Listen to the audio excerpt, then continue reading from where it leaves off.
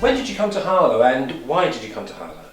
I came to Harlow in 1968 and I was beginning to start my nursing career, and I did an assessment with a friend of mine, and I went all the way to Oldham to do the start my nursing career. But I went to support a friend and she did her assessment and they actually asked me whether I would like to try it as well, because I was just going to university to do accountancy.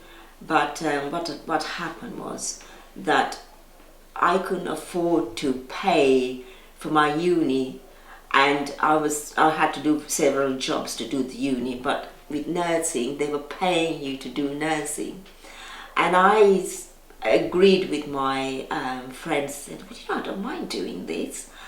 And I upset all my family because I wasn't going to university but going to do nursing, and that's what happened. That's how I came.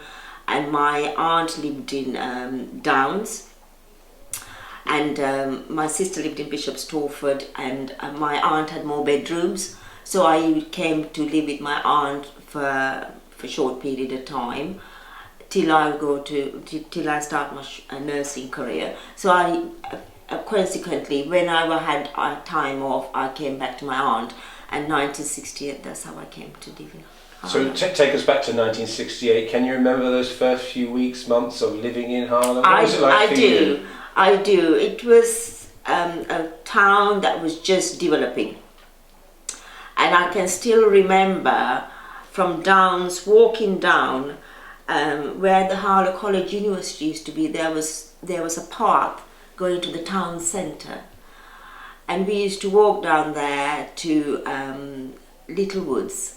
The Little Woods used to be next to where Savers used to be, and that was one of the, not Little Woods, Woolworths, and that was one of the big stores in Harlow at the time, and it was next to Savers, where the Savers used to be, and there was a ground floor as well.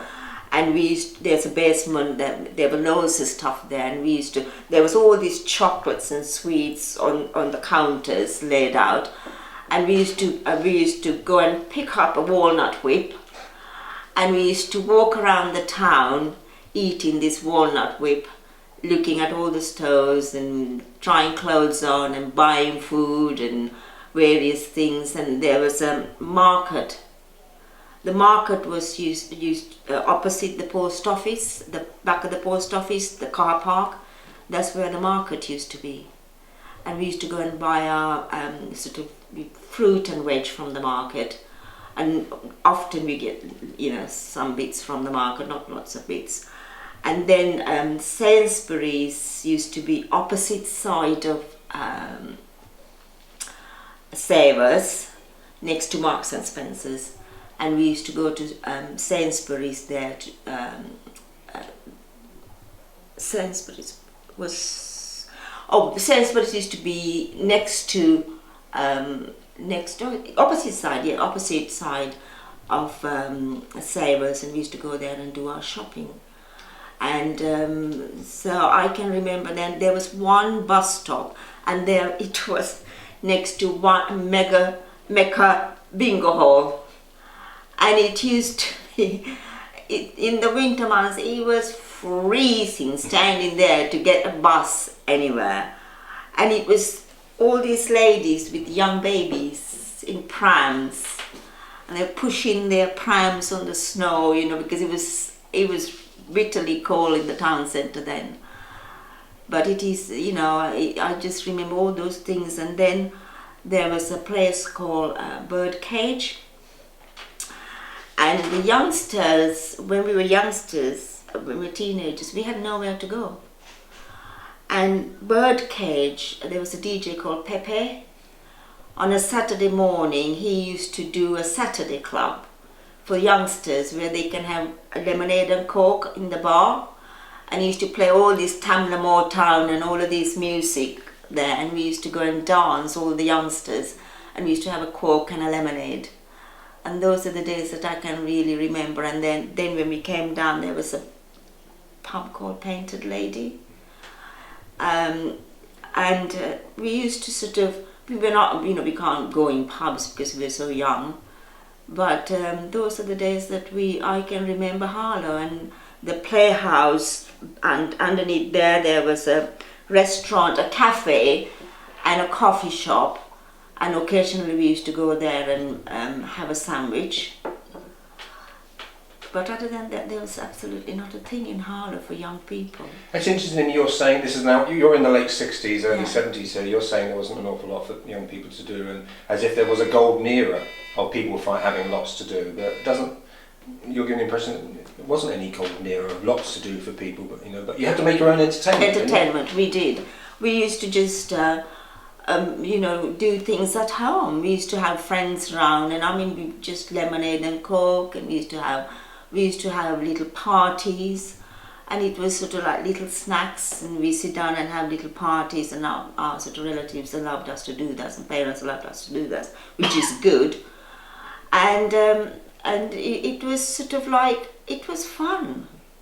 Even if it wasn't there for us, and I still fondly remember those days.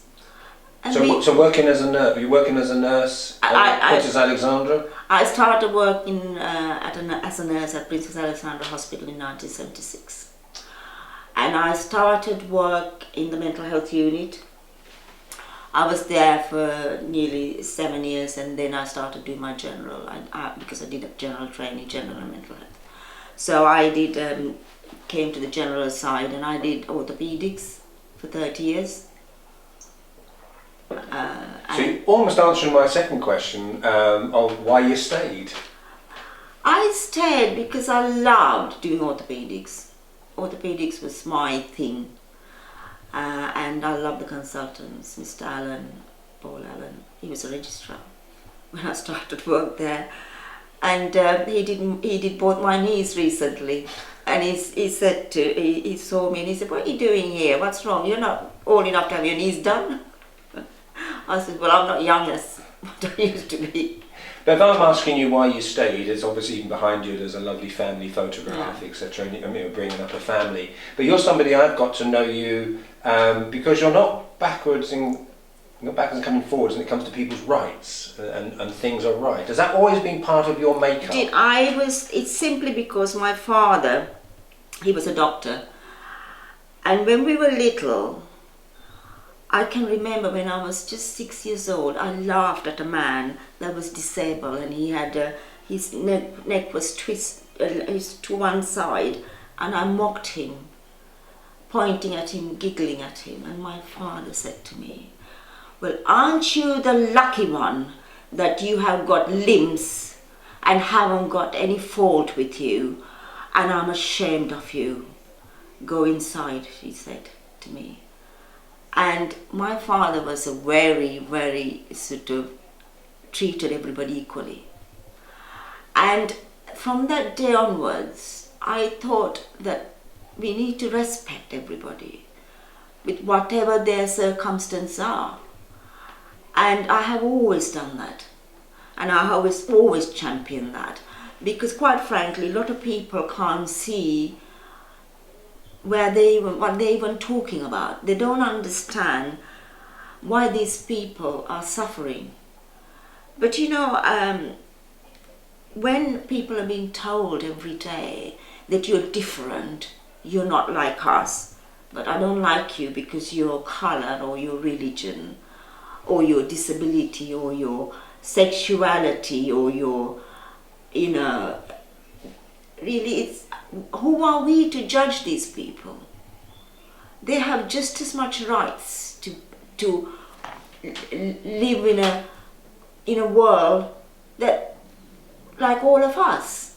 So that belief system, is that something that you inculcated to your sons? And is that something, yes, they're very much so, and they're very respectful of everybody, and I think they admire me because I probably get the backup of people because they don't like to hear what I'm saying, and they don't want to hear how it is. But unfortunately, I'm going to get people's backup for the rest of my time, that the work that I'm doing, because if people are suffering, why are they suffering? Why should somebody suffer in silence? Why should they suffer? And why shouldn't they trust everybody? And people are saying, you know what, they don't integrate. The fact they don't integrate is they're not allowed to integrate because they're not being accepted for who they are. They're not being accepted for their culture, their religion, their background. But are we going to spend the rest of our lives insulting and abusing and calling people names? You know, that is not acceptable. But you still enjoy living here in Harlow? I do, very much so. My family always says to me, why are you still in Harlow? Because they're all in Bishop Stortford. But I love it. I love it. I love the people. I know the people that lived in this town for years. So I still keep company with them, and I love the people in this town. Nila, thank you very much for your time.